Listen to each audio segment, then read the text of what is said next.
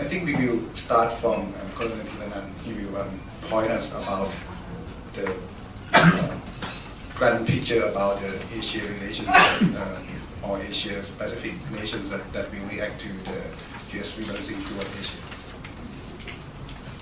Thank you, Mr. Kan. Good afternoon, distinguished colleagues and ladies and gentlemen. First of all, I would like to thank you, APCSS, Alumni, ISIS, and SIU, and also political science and law of Burapha University. I would like to say that I'm nervous to speak in here because first, this morning that many speakers that talk about my topic already. And second one is actually one of panelists not show up in accidentally, and then I just know the topic yesterday, but I have something to talk about, something not overlap to the on the morning speaker that talk about the role and what is US and Asia Pacific, something like that. Picture slide, please. I try to draw the picture that what is going on, why everyone looking at Asia Pacific. Let's say the last year that if we remember Mr. Leon Panett, Minister of Defense, Defense Minister of US, that Secretary, sorry, and talk about that rearrange for the naval troop fleet and that between Atlantic and Asia Pacific. In the past, that each ocean that have 50-50 for the fleet, but right now change and try to give more fleet in 60 and 40, 60 on Asia Pacific and 40 on Atlantic, and that's the reason why the discussion today happened, because everyone said, okay, US gonna come back to this region, but if we talk about the US they're gonna say that they not go anywhere, they just re-engage, something like that. Okay, we're waiting for technology. Okay, and that is why everyone looking at for the Asia Pacific, and also especially for this region, and also in if you know that we're gonna have a same community on 2 years or 3 years from now, and why we're waiting that. Okay.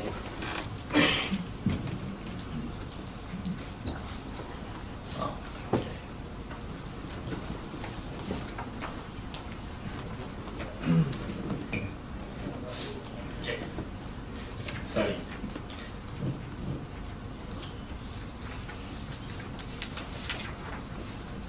Okay, it's coming. I'm surviving right now. Okay. Because it's difficult for me to draw the picture that I think everyone understand for this. I'm gonna talk about the security aspect. Maybe if you come from a different aspect, maybe have another view. But for myself, that before I go to why major power interesting in this region. Second slide, please.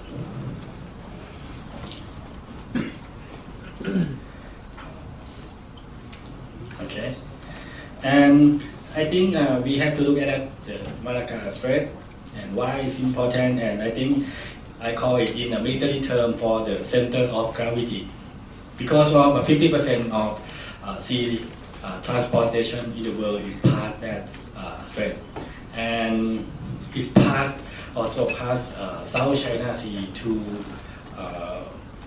Pacific Ocean, and this is connect between Pacific Ocean and Indian Ocean, and that is very important. Some people said, and some research said, in Thailand, especially for Thailand, if something happened on the Malacca Strait, Thailand gonna have oil and fuel use only 18 days, and that is the thing that if we look at under the geopolitical point of view, we're gonna see that the reason why this region is important because this is a center of gravity of the region. And next slide, please. After we show the CG of the region, and then we're gonna look at what is the flashpoint. I think everyone already know that we have two big security issue on the first on the North Korea, or we can say the PRK, and that Korea Peninsula about the issue nuclear, and also that we have the problem of South China Sea. This is a flashpoint, which is that if something happen on some people believe that maybe a couple years from now, change Obama in the second administration, and also the new leader for the China gonna maybe something a conflict at that place, and that is why people believe that Asia Pacific is very important right now. Major power play more role in this region. And next slide, please.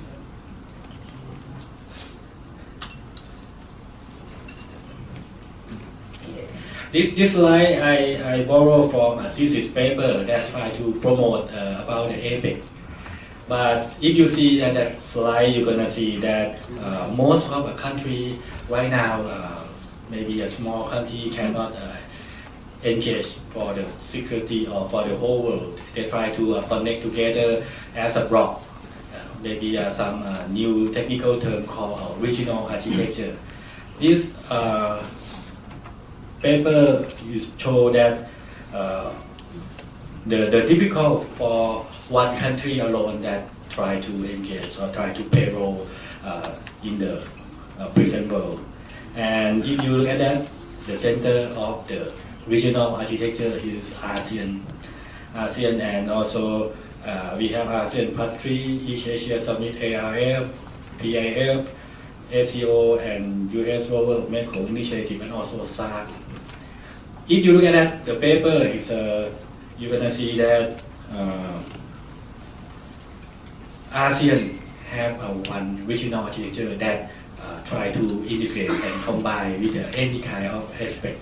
Let's say security, energy, economic, and many things. And that is the reason why many countries try to set up a new regional architecture. This paper is not include BRICS, which is right now, I think yesterday they had a meeting, submit something like that, which is that more than 40% of the population of the world is belong to a BRICS country. For ASEAN only is 600 million people that being a population. That is the biggest is similar or equal to US and something like that. And if you look at the region, next slide please. They have many layers. We can see that first ASEAN as a core, and then we also have ASEAN Part 3 that ROK, Japan, and Chinese try to engage more, have activity for the ASEAN because 600 million people that may be a good deal for the big market and good for the security issue. And also after another layer at East Asia Summit, and we're gonna see that they have the layer, each layer is cover for the, next slide please. Next slide please.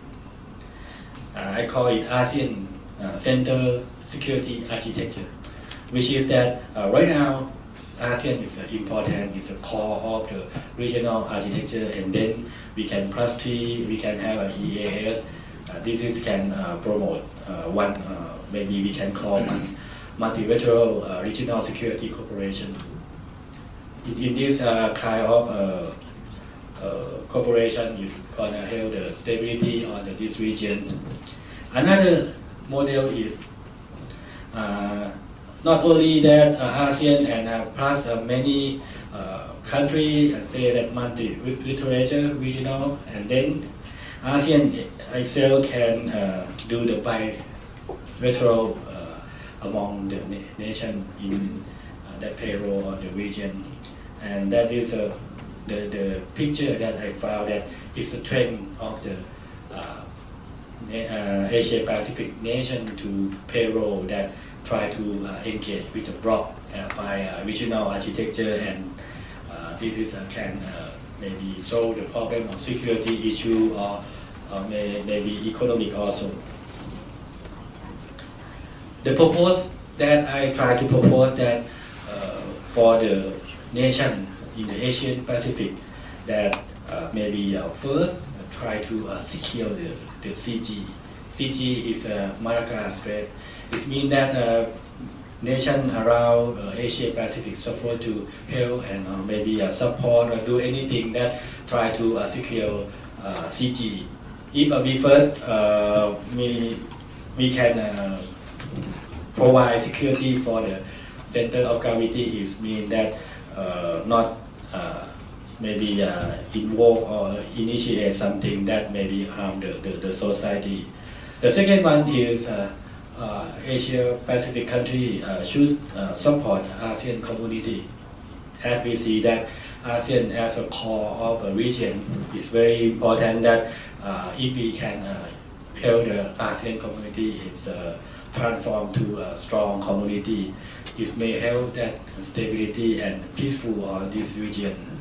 The third one is the nation around the Asia Pacific support to stabilize the flashpoint, which is that if we talk about the North Korea issue or maybe talk about the Korea Peninsula, is try to find some supporting role that help that six-party talk that happen in the game, maybe solve the problem, and also South China Sea that try to find a way that handle the situation, which is that maybe someone have a same picture as me that maybe couple years from now, it's possibly that have an armed conflict between South China Sea, and it's a very critical issue. But many people believe that if we have the conflict, it's going to be a limited warfare, and then I think a cyber attack going to be a big issue, because in my point of view is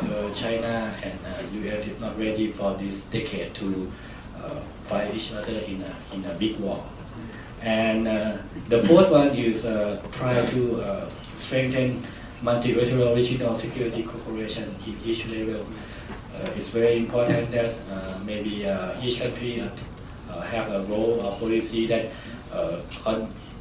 connect and engage more that will provide the security in the area.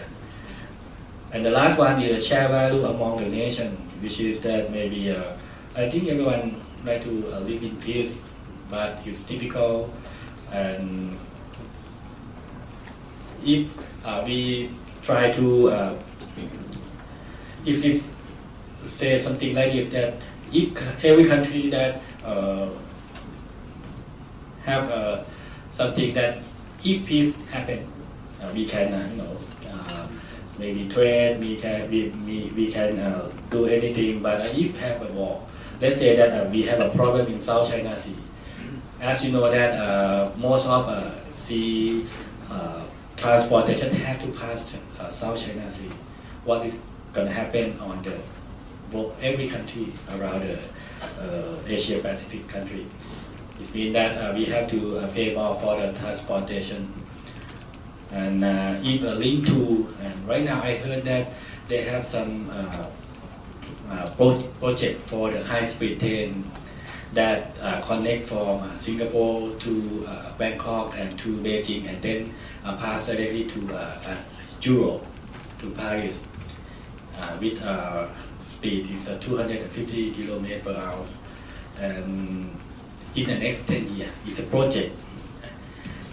If that route is complete, it means that the next decade is gonna maybe have a big war on the South China Sea if it happens. But I think this decade we can say that it's possible that have a small armed conflict and a limited, and then they're gonna have another, let's say, diplomatic way, or maybe cyber war gonna be major activity that they do. Maybe I try to provide the overview right now, and maybe throwing back to Mr. Khan and maybe Professor Chulaship is give you more detail than this. Thank you.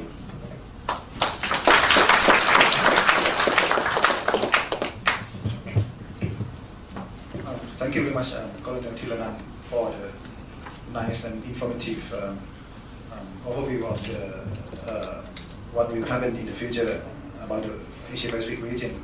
It's quite surprised that he kind of proposed the platform of ASEAN-centric for both on regional cooperation on both security issue and also economic issue. Because I have a discussion with him for a long time. At that time, he proposed the broken ASEAN, and now he changed to the united ASEAN, which is.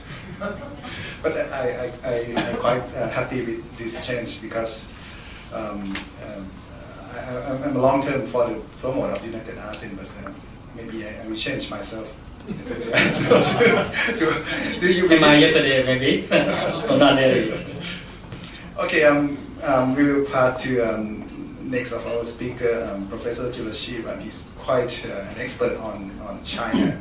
He's quite surprised that in the morning we were talking about the US policy, but most of you have a lot of questions on China, so I think this is quite a good opportunity to, if some of you have some problem or some opinion on China, you can ask Professor Chulaship, please. Thank you very much. Good afternoon, ladies and gentlemen. I am pleased to be invited to participate in the panel discussion on the role of Asia-Pacific nations in the new security paradigm today. But first, I would like to take this opportunity to thank the organizers, 6 of them, but I don't need to call the name because it's very long and it will take up most of the time. But anyway, I would like to thank them for inviting me to participate in this timely topics. Asia Pacific as a region has witnessed the changes of power structures and transnational relations over the year. The close economic cooperation and integration, which started after the end of the Cold War in the early 1990s, has brought about development and prosperity in East Asia. East Asian economy has expanded at nearly twice the rate of the rest of the world.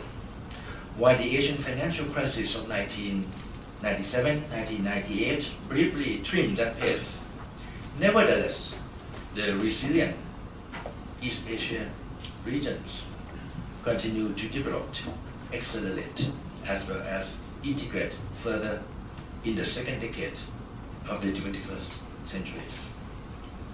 In other words, the geo-economic dimensions of East Asia seem to be moving forward and benefit all parties, more or less. However, territorial dispute, nationalistic sentiment, as well as historical legacies have recently become more contentious and raised tensions in the regions, which may impede existing economic cooperation and integration. In other words, the geopolitical dimensions, if not well managed, could escalate this disagreement and turn dispute into conflicts and even confrontation, which may derail the development and integration already achieved in this region. And thus, the dilemma between geo-economic cooperation and geopolitics or geopolitical conflicts are the challenges face all Asia-Pacific nations, including Thailand and other major powers, United States as well as China.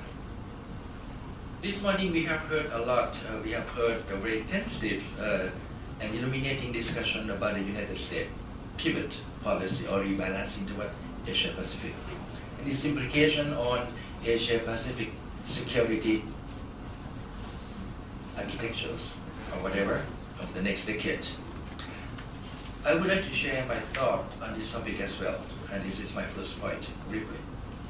My second point will be my thought on the role of rising China, as well as Sino-US relations, and the implication on Southeast Asia. And my last point, I would like to share with you also about the role of Thailand. Thailand responds on the geopolitical and geoeconomic nexus of security and economic cooperation. Let me start by quoting a strategist named John Jay. In 1905, more than 100 years ago, John Jay once said that Mediterranean was the ocean of the past. Atlantic is the oceans of the present, and Pacific will be oceans of the future. That was 100 years ago. Which means that Mr. John Jay foresee the arrival of the Pacific centuries. He foresee that Pacific will be the heart of new security and also economic structures of the world. The evolving political, economic, and strategic landscape of Asia Pacific has been dynamic and somewhat unpredictable as the shift of power relations among the key Asia Pacific states seem to intensify. This morning you probably have heard about the United States. The United States position, in my opinion, of strategic supremacy in the past 5 decades has been quite noted, but it's no longer insurmountable. United States still remain the hegemonic power, but the two costly and unsuccessful wars in Afghanistan and Iraq, along with the economic problem, the subprime crisis and European public debt crisis, have affected the United States in such a way that it can no longer unilaterally set the region's or the world's agenda. President Obama realized that the United States must pursue an active engagement with Asia Pacific, especially in the East Asia. After several years of neglect under President Bush, pivot to Asia or a rebalancing toward Asia Pacific was the key United States policies initiative in the first 4 years of President Obama administration. And these rebalancings toward Asia Pacific include several measures, one of which was to reinforce the bilateral alliance. Another one is to deepen relations with emerging power, such as China and India. The third one, in my opinion, I think, is to reinvigorate the multilateral or re-engage with the multilateral regional structures or institutions in Asia Pacific. The fourth one is to expand commerce and economic activities. The fifth one is to construct the multilateral cooperation. And the last one to be the Americans' values, advanced democracy and human rights in the region, maybe including justice as well. These measures have been actively pursued, especially in 2001 and 2002. You saw many initiatives and the parade of high-ranking American officials to Asian countries seem to confirm American active engagement into regions. Not to mention several visits of President Obama to many Asian countries, visits of Secretary of State Hillary Clinton and also the Defense Secretary Panetta. The response from Asia Pacific countries seems to be quite positive, probably except one, China. Some country in Southeast Asia saw this opportunity, saw this re-engagement or rebalancing toward Asia Pacific, that they want to use the United States to counterbalance the expanding influence of China in the conflicts in the South China Sea or in other particular area. Some other country even thought that the American objective is to contain China. In my opinion, I don't think that America want to contain China. I don't think American can contain China. And I think containment is a policy which is outmoded for the 21st century. You could do it 50 years ago in the early part of the Cold War period when Soviet Union was isolated or even China at that time. But right now, I think China has engaged with every country in the world, and I don't think American intention for rebalancing toward Asia Pacific is to contain China. But maybe American want others to believe that was the case. So what was the motivations behind Americans rebalancing? This morning we talk a lot about that, but let me offer my 5 satangs opinion on this.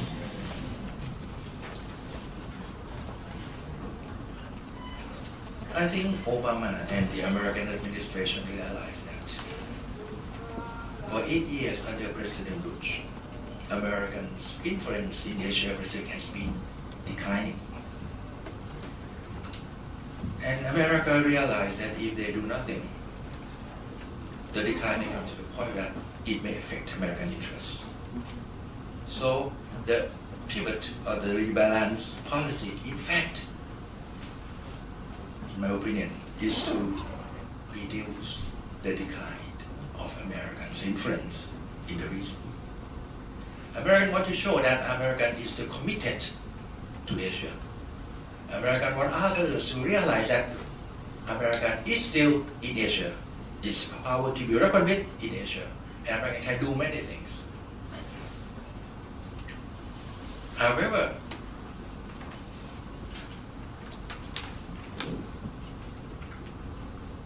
we will see that in the second term of American President Obama, will America continue to demonstrate that the rebalance toward Asia Pacific continue to be the priorities of the US foreign policies? We know that the architect of this policy, Secretary of State Hillary Clinton, has already departed.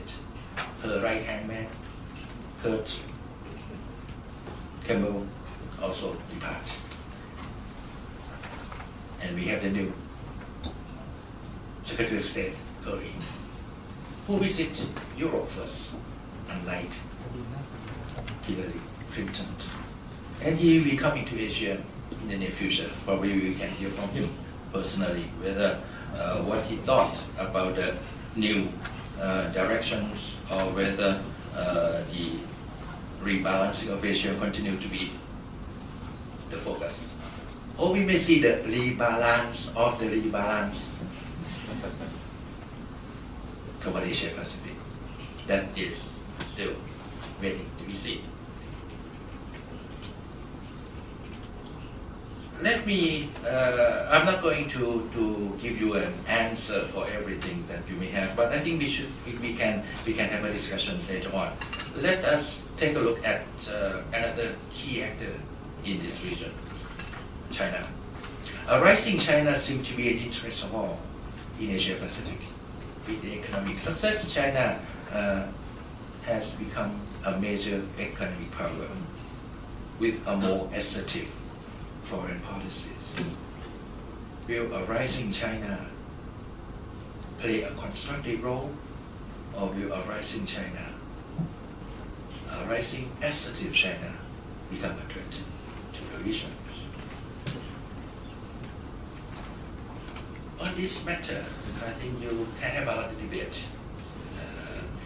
First, I would like to take a look at how the Chinese response to the pivot or the rebalance toward Asia Pacific of the Obama government. If you look through many commentaries, authoritative as well as semi-authoritative.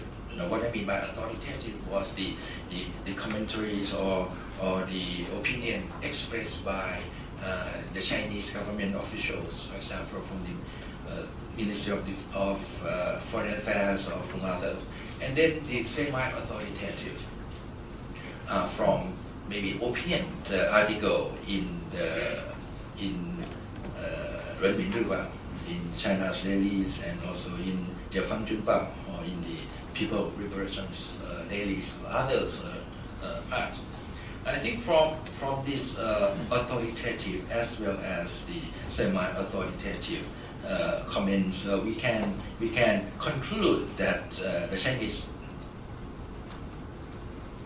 was quite critical about the rebalance toward Asia Pacific. I think the Chinese have been very happy in the past, and they can pay a lot of attention to Afghanistan, to the Middle East, to other part of the Asia Pacific. But now, with American eyes in the Asia Pacific, the Chinese felt that, hey, what are you doing? From these comments, we can see that the Chinese has been quite critical, or even say that what the American is doing may be disruptive or not constructive for peace and stability. But that can be understood how the Chinese will respond to that. But if you look into the Chinese activities in the past 5 or 6 years, you can see that China has been engaged in many dimensions, not only in Asia Pacific, but also all over the world, to secure vital resources, not only mineral resources, but also energy resources. They not only pay attention to their neighboring countries, but they also pay attention to countries with resources all over the world, no matter where they are. So the strategic interest for China is not only on political, but also on economics as well.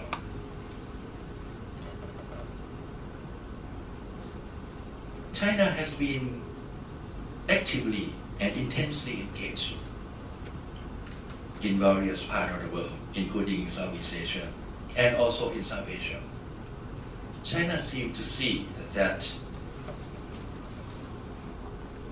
they are now changing the term from peaceful rise or peaceful development into a new terms. I think they keep changing every time that they change the president, the new leaders. Now you have the China Stream. I don't know whether the Chinese Stream can have other people have a nightmare or a sweet dream or not. But and the other word is reinvigoration. So China want to reinvigorate. But I think the theme seems to be having in China for the past 100 years. I think the Chinese remember very well what happened in 1839 and 1840. And I think China is waiting for the year 2040, 200 years after the defeat at the Opium War, that China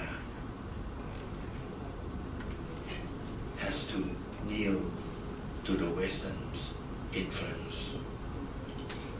In 1949, China rose up. Mao Zedong said in 1949, on the 1st of October, 同志们，我们起来了. Comrade, we have already stood up. But standing up is not enough. I think China wants to be respected. But however, to be respected is different from to be feared. And I think China has to realize that. In the past 5 or 6 years, you can see that China has been quite assertive inter-engagement with others, especially on the sovereignties in the South China Sea. Many people say that this disagreement over the sovereignty may brought about confrontational tensions. China not only have this disagreement with ASEAN's member, some ASEAN member, but also with Japan. But when you look closely at how the Chinese react to this, you can see some differences between China reaction to Southeast Asian and also China reaction to Japan. I think I'm more concerned with China-Japan disagreement on Diaoyu or Senkaku Island than with the ASEAN, some ASEAN member in the South China Sea. I have seen China has shown some restraint in this disagreement with South China Sea. But what I'm more concerned is that the nationalistic rising, the nationalistic sentiment in China, not only China but also in many Asian countries, coupled with the change in the leadership in all Northeast Asian countries. We have a young Kim Jong-un in North Korea who just got married. We have a kid later on. Maybe that change. And then you have a lady, Park Geun-hye. She has a lot of problems domestically at the moment. And then you have this Xi Jinping and the new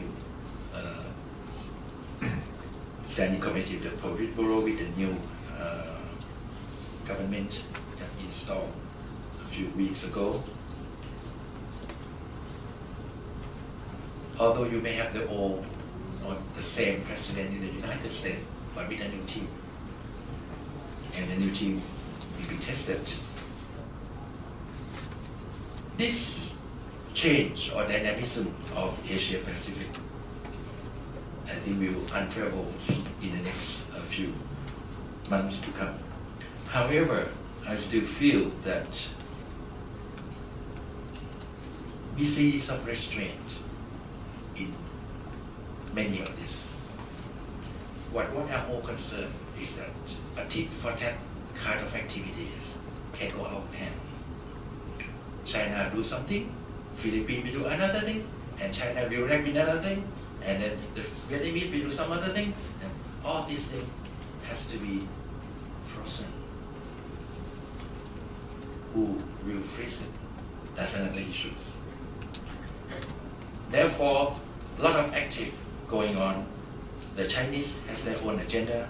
China is not only concerned about the first line of defense in the neighboring maritime area, but also have been moving into the Indian Oceans. China thought that to be a major power, to be respected, China must be a two-ocean power. The Chinese look into the United States and saw that the United States has been a dominant power because it is a two-ocean power, Atlantic and the Pacific. Therefore, China is not interested in the oceans. Recently, you have heard that they have developed several ports in the Indian Ocean. Gwadar in Pakistan, as well as the Chokpyeong. I hope that I pronounce it correctly. I cannot speak Burmese very well. I can speak only one word, Tan Mador. So, Chokpyeong is a port in which China has been developing into become a key resource port in which not only oil and gas can be funneled into China through this network. So these strategies moving into Asia was looked upon by India. And as far as I know, that India is trying to engage Southeast Asians more security. In a few months, a group of Indian strategists will be coming to Thailand for a discussion on this particular matter. So that is something that we will see whether how does the Indian react on that. But we know that India has been trying to get more and more the arms. So the kind of arms from in an arm race may be coming as a result of this tension and confrontation in this region. As for Thailand, this is my third part. As for Thailand, what Thailand see that the Sino-US relation has two elements: cooperation as well as competition. We see that this complexity of the Sino-US relation is a cooperative competition. You see many of the aspects of cooperation in between China and the United States, and you also see a lot of competition between the two countries. But at least they continue to open the channel for discussion, for dialogue, for that matters. The two countries are different, we all know that. And as a result of the difference in terms of the values and of their interests brought about these differences, or even disagreements sometimes. But at the same time, I think the two countries also engage in a complex, interdependent economically. And these complexities of Sino-US relation, I think from the liberalist viewpoint, may restrain both sides.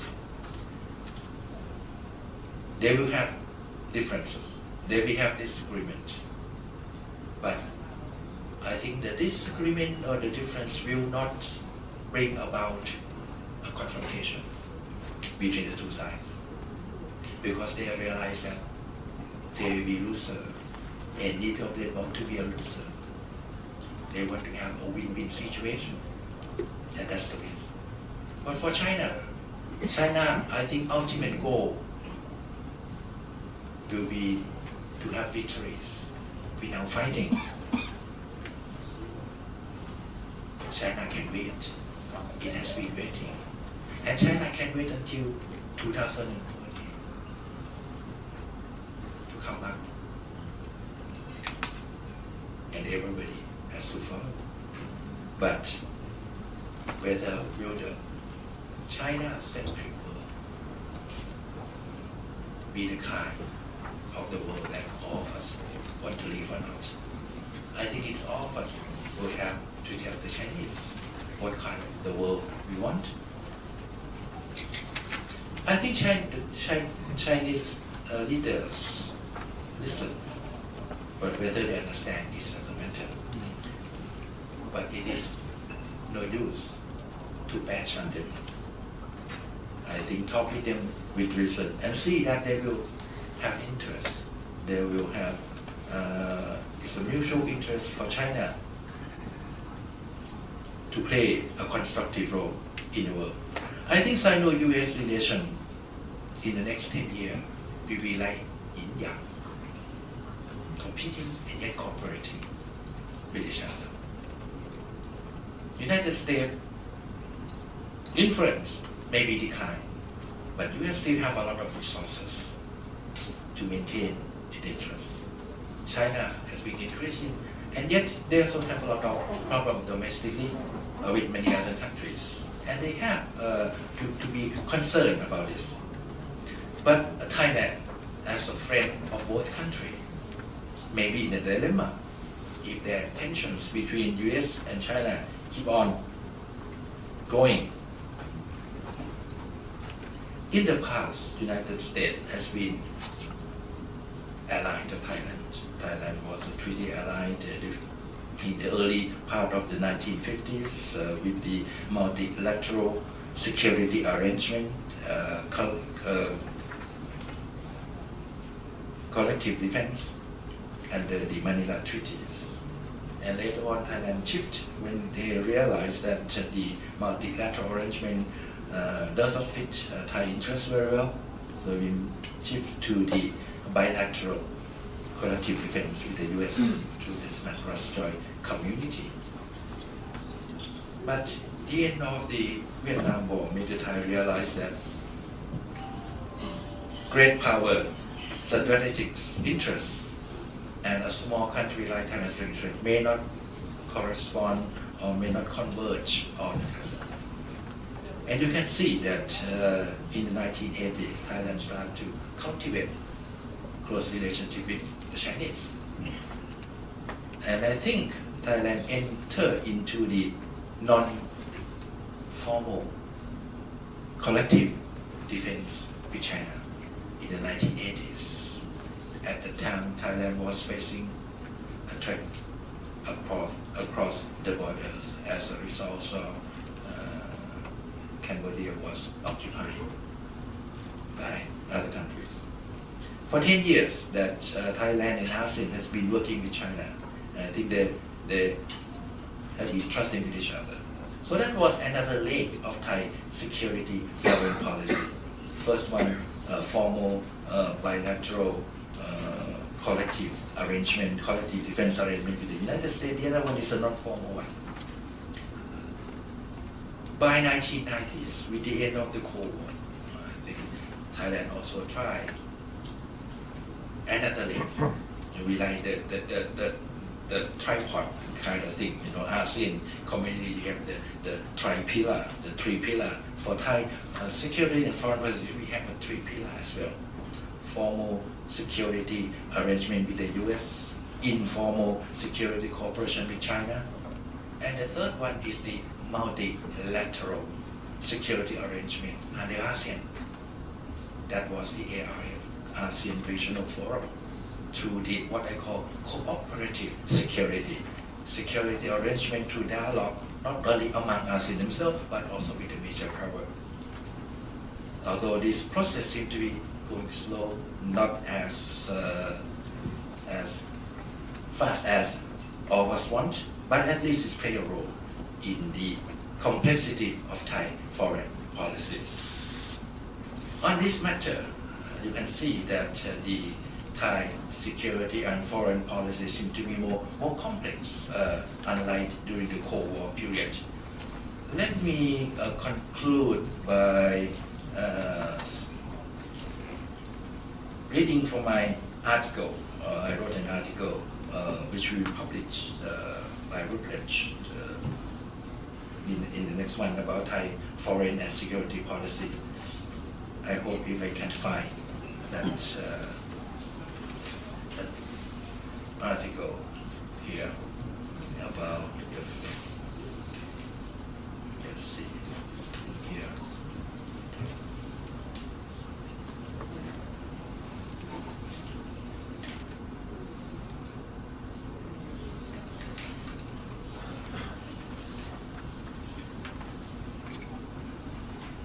Thailand in the 21st century is confronting many security challenges, domestically as well as regionally.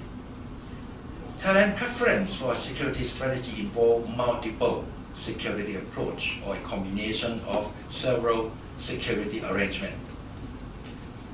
Thailand does not want to be left with no choice or to be forced to depend on a single extra-regional power as in the past. In fact, Thailand still adhere to bilateral collective defense with the United States and continue informal security cooperation with China. In other words, Thailand assiduously maintained bilateral defense cooperation both with the dominant powers, the United States, and the rising power, China. On the other hand, Thailand also seeks a new multilateral alternative under ASEAN framework of the ARF, ADMM, as a supplement to bilateralism. And this multilateral seems to be working well in addressing the non-traditional security threats in these regions. Will Thailand ban bargaining with China? Or should Thailand continue to be very close with the Americans and then forget about China? Neither of these policies will be benefiting to Thailand. I suggest that I think the Thai policy toward the major power should be what I call balance strategic engagement. Two keywords: balance engagement and strategic engagement. We will not choose one or the others. We will engage with both United States and China and all the other major powers, Russia, India, Japan, any other country, in a balanced way. Because in that particular approach, Thailand will be able to play a constructive role so that this region will be more peaceful and will be more cooperative so that we can live in a peaceful coexistence. Thank you very much.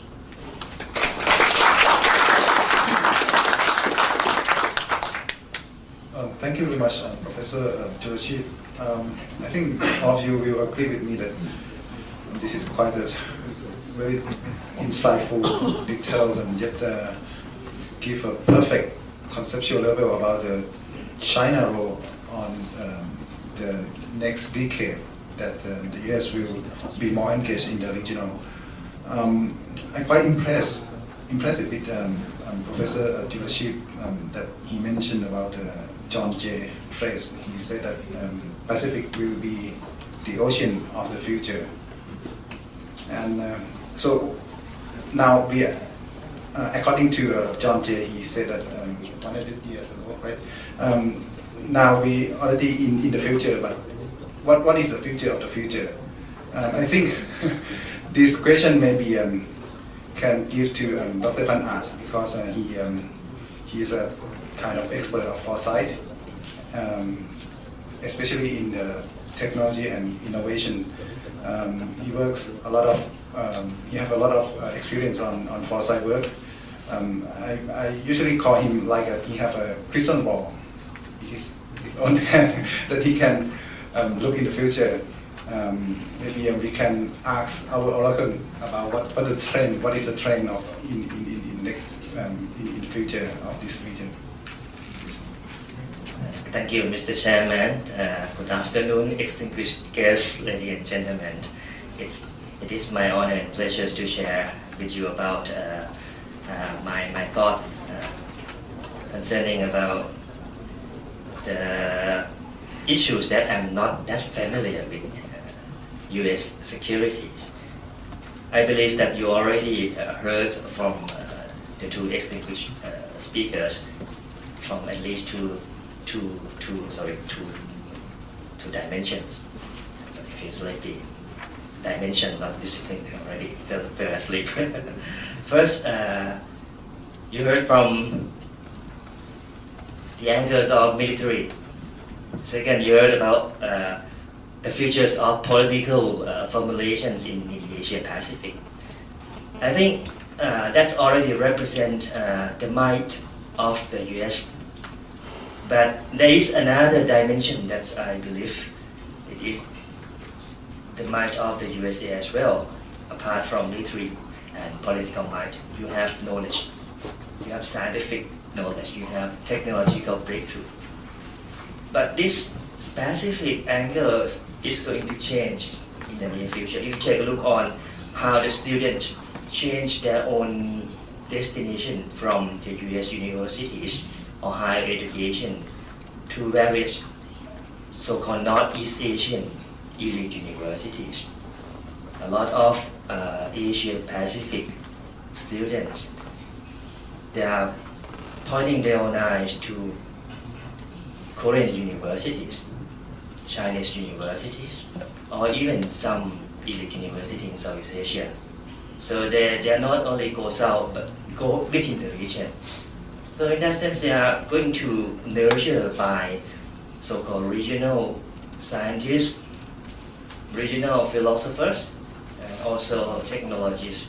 They might receive different so-called scientific and technological doctrine from that specific incubators. So this is very important in the sense of how knowledge power has shifted from so-called the Anglo-Saxon period into so-called Chindia episode. That's the first specific dimension that I would like to address.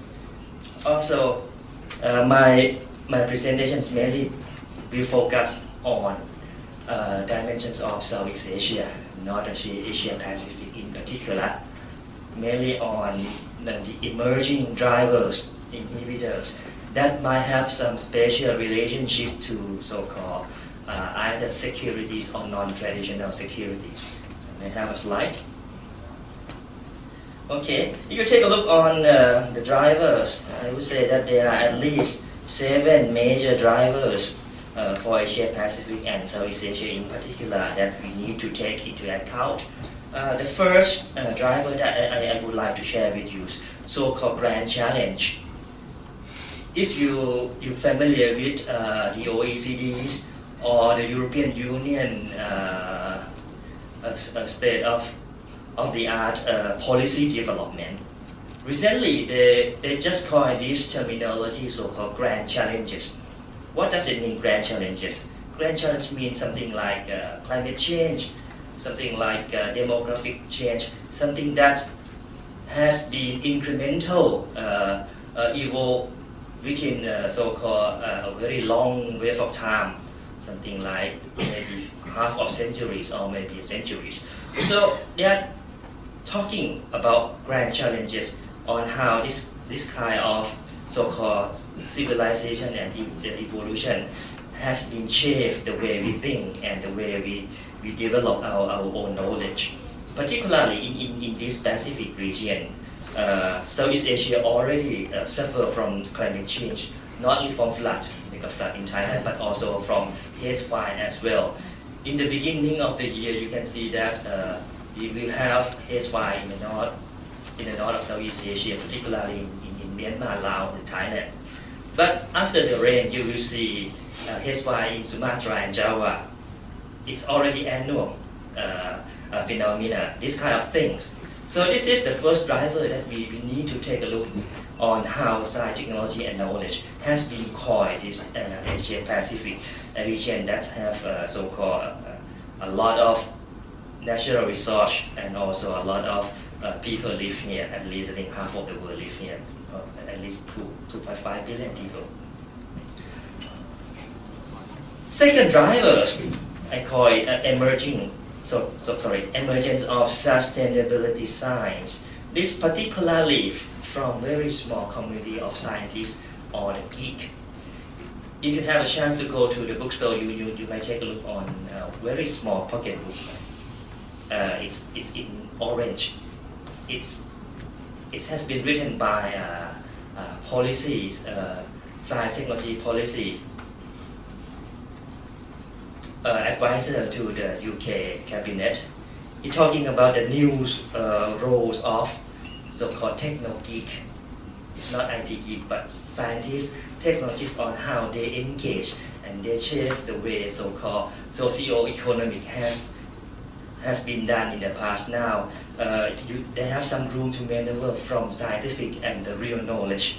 So in that sense, this group of people, particularly from sustainability science, will play a crucial role regarding to the emerging areas of change that nurtured from the grand challenge, the demographic challenge, climate change. This kind of people, scientists and technologists, will play more role in so-called regional and international political arena. Next slide, please.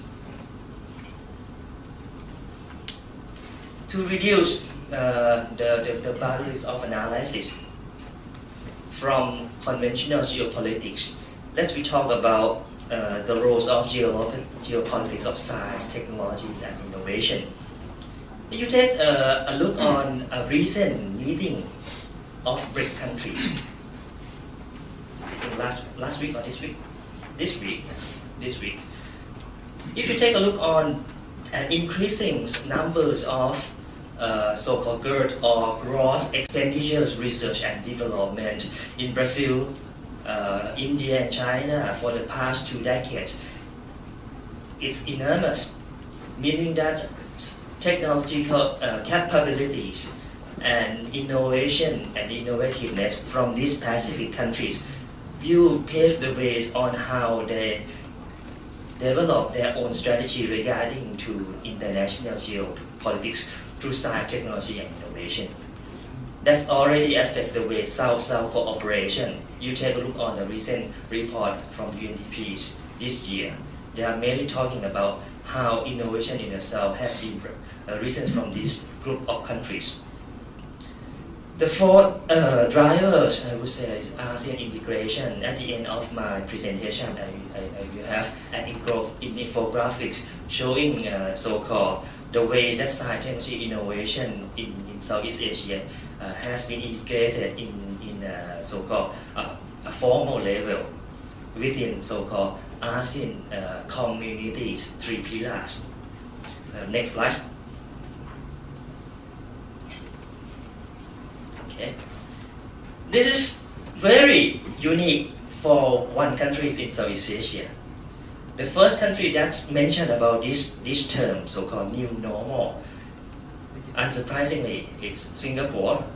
Singapore trying to engage their own governmental department to foresee the futures of the region, foresee the futures of Singaporean. That's why they came up with this term, new normal. They are thinking that in the near future, how Singaporean people look like. So in that sense, they need to cope with the new normal in their own society and the world. But this is not new for international standard, especially from the advanced countries like Western or European countries. But it's a bit new for Southeast Asia. And I believe that in the near future, this kind of new normal will define how decentralizations in the governmental structures being developed. Not only that, the way people live their own life in very rapid urbanized region, particularly in Southeast Asia and eastern coast of China. The next drivers, this is another buzzword from international organizations and thinkers. They call it inclusive development. Now we're talking about inclusive science, technology, and innovation, particularly for the people who can be seen as the poor or the poor of the poor or vulnerable people. You take a look on numbers of the poor in this region. Some countries has very small numbers of the poor, but at this moment they are not. You take a look on the things that already happened and is already very serious for the Obama government is so-called inequalities in rich countries. Now we are facing inequality not only in the southern countries, so-called very poor or less developed countries or very dynamic countries, but also in very rich and knowledge-intensive countries as well. So in that sense, science technologies cannot cope or even cannot help reduce this kind of so-called socio-economic gap. They even top up the complexities of the problems. Why? People at the bottom of pyramid, they would like to have iPad. They would like to have more than 1 or 2 smartphones. They would like to have air condition. They would like to have satellite dish, like people in the northern hemisphere already have. Take a look on how China or India has been replicate the lifestyle of the West. So in that sense, inclusive science, technology, innovation may shed some light, but not now. So this is another big questions among science technology communities, how they develop inclusive science, technology, innovation in the region as well. Next slide, please. At least we have good news, but not mainly from Asia Pacific, but come from India. A lot of people in India think about this term, so-called bottom of the pyramid, and they came up with this idea, cheap innovation. The South Asian versions of so-called bottom of the pyramid innovation. You will see more and more people engage with their own solution. Why? Because the authorities, the government, international organization could not help them, and they will not help this group of people in the long run. So they develop their own so-called innovation capabilities to develop, achieve innovation to sustain their own community. Think about that. Then you will have very close community and beneficial group in the near future that are capable to develop or even innovate by themselves. Then they will change the formulation or even formulas of power within the local government and also regional power as well. Next slide, please.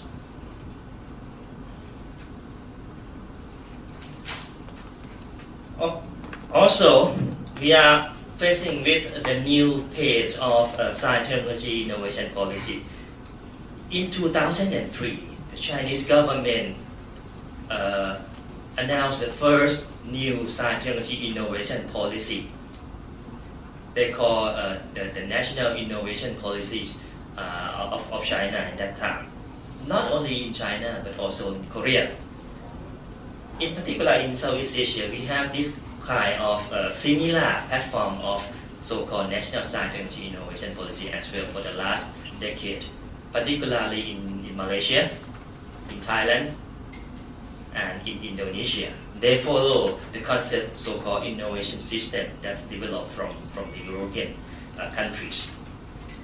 They even have the different mindset and also paradigm regarding to science technology for development. In the past, this group of countries, if you remember in 1960, at that time the paradigms of science technology innovation policy is for independence. We call science technology independent, particularly for China, particularly for India.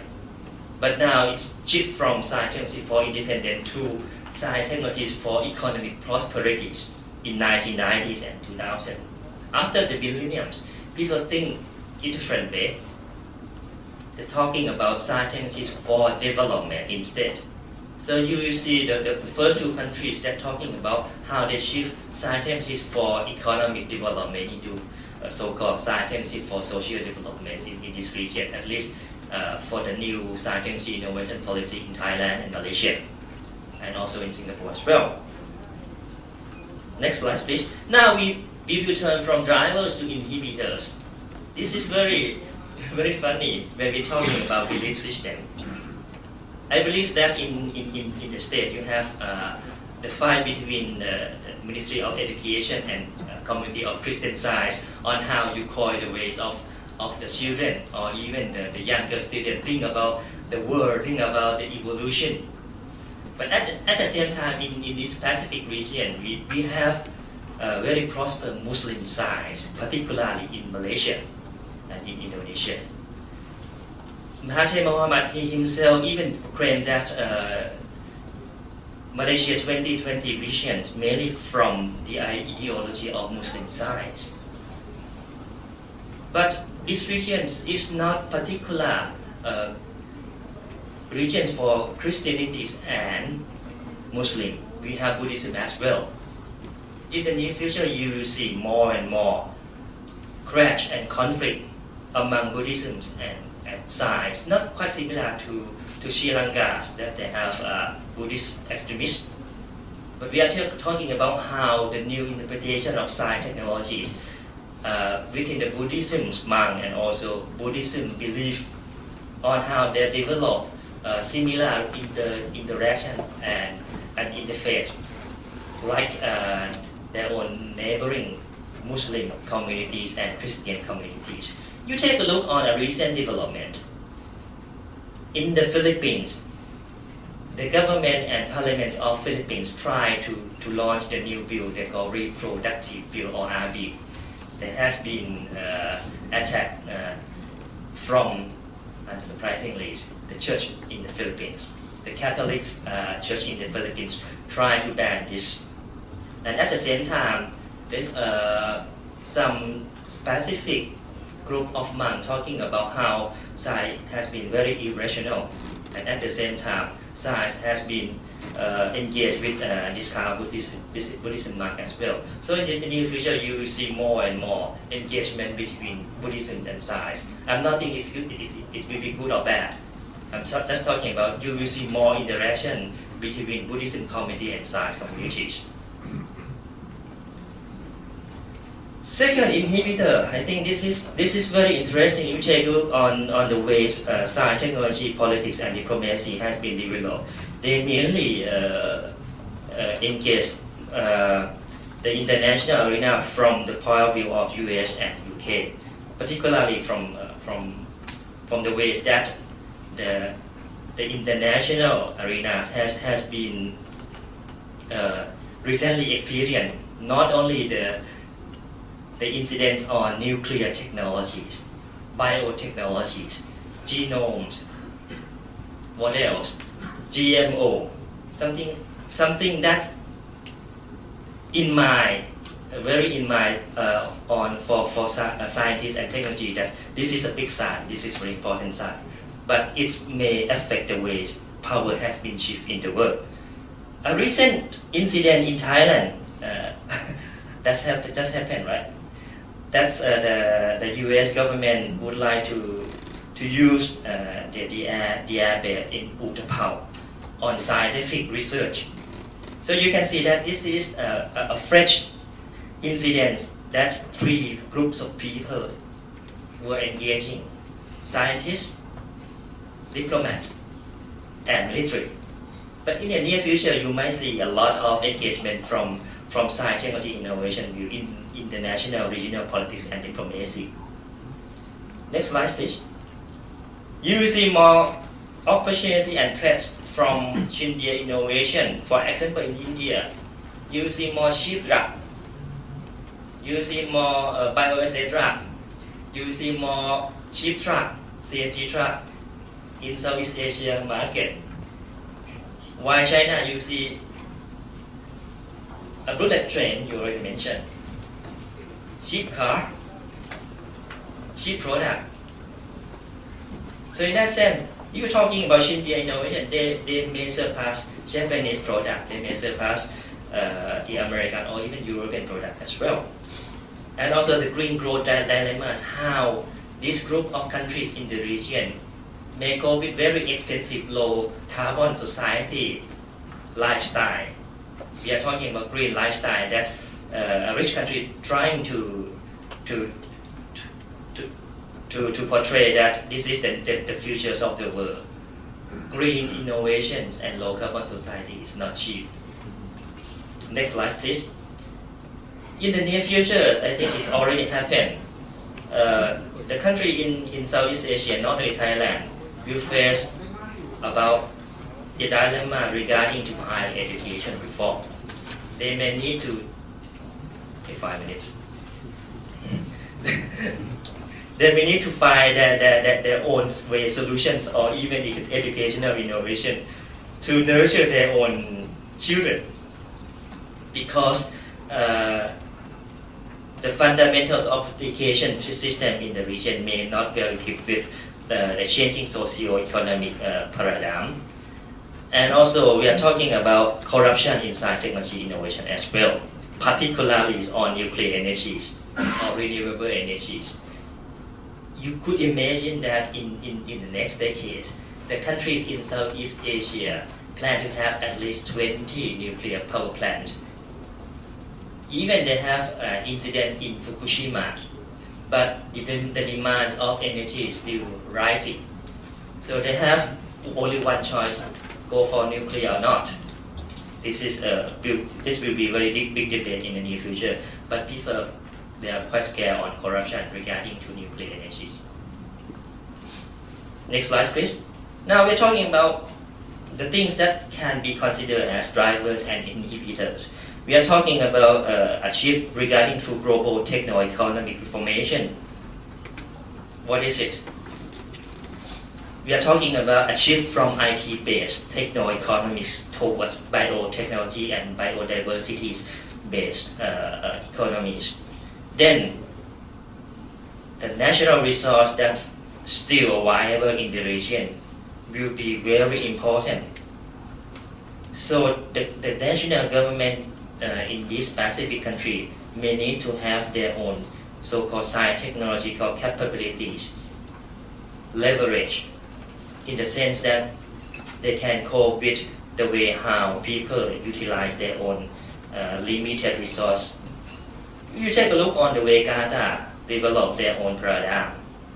It's mainly based on robot technology paradigm. They haven't got anything apart from very limited oil field.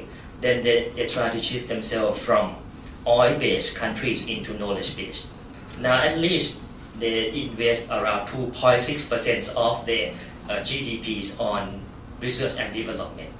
They would like to shift their own countries from oil-based country into biotech-based countries. This is another example that we might experience more and more in the region as well. Next slide, please. People will travel more, not only from the air, from the cheap airfare from low-cost airline, but also in the near future by car. We already face the traffic jam, not only in Bangkok, but also the rest of mega city in Southeast Asia. But in the near future, we might have experience to use a bullet train. And decentralized of knowledge. People will have more and more access to knowledge. This is the real threat to the national government. It's already happened. I think yesterday, Ministry of Education in Thailand was hacked. Their website was hacked, right, by the student. So in the near future, decentralized of knowledge will empower the people in a different way. So this can be a driver and inhibitor. And I would like to conclude my presentation with this infographic slide. In year 2015, ASEAN community will have at least 3 pillars. First, ASEAN political securities community pillars, ASEAN economic communities or AEC, and the last one, ASEAN socio-cultural communities. There are at least 8 themes among Southeast Asian communities on science and technologies that they would like to engage the society in the region and also from the economy. First, talking about energy securities, water securities, and food security, so-called fuel. You can call it as fuel, FEW, fuel securities, food, energies, and water. And other 5 themes, there are digital economies, new media, and social networkings. There are biodiversities for health and wealth, green technology, science and innovation for life, and the last one, ASEAN integrations for global market. So if we try to map this 8 thematic area within these 3 pillars, you can see that how it links. I think I would like to stop here.